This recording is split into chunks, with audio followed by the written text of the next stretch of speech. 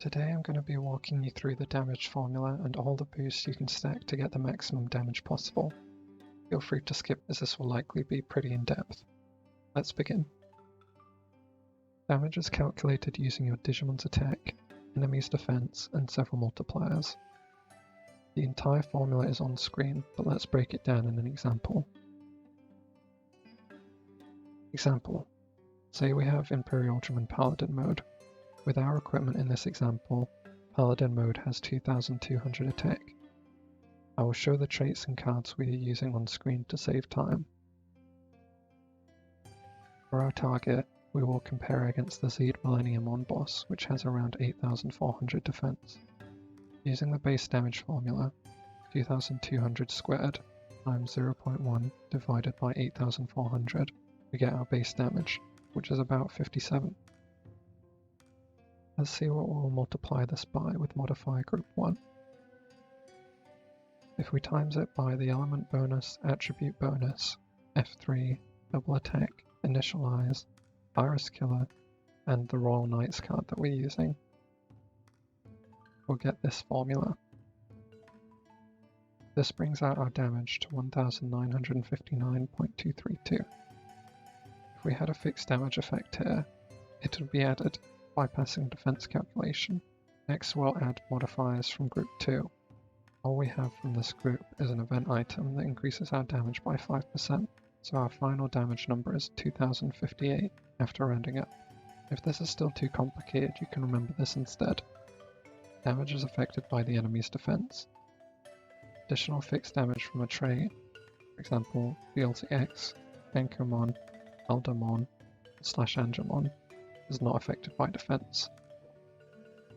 Boosts from Jess X, Ornis, Minerva X, and damage percent are multiplied at the end of the calculation and will also increase fixed damage from Digimon.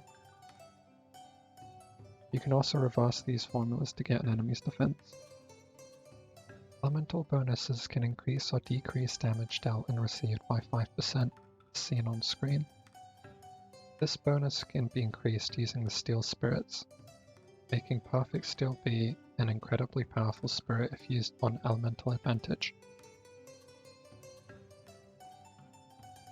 Attribute bonuses can increase or decrease damage by 10%, making a possible 20% damage difference from advantage versus disadvantage. This also affects defense, or specifically damage reduction. As you can see on screen, Vaccine beats Virus, which beats Data. Unknown beats all types, except itself, basically. To get the maximum damage, you should always use a converter to convert the enemy's type into your advantage, unless you're using an unknown type, like Ordine, in which you'll only need to use it against other unknown types, like Armagemon and Labhard.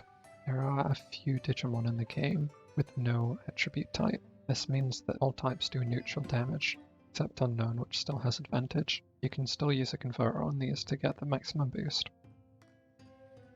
There are several traits in the game that contribute a huge amount to your total damage.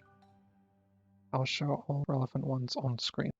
There are 2 ways to increase the activation chance of these traits. You can get trait chance from certain gear pieces, titles, and strawberry candy, and also for every 20 int stat you get from any source, you get roughly 1% trait chance as well. The traits you have depend on the Digimon you're using. A good Digimon will have a few of these traits unless they have good exclusive traits to make up for not having them. Several exclusive traits increase damage by a large amount too, but because they're unique to each Digimon, I won't be going over them here.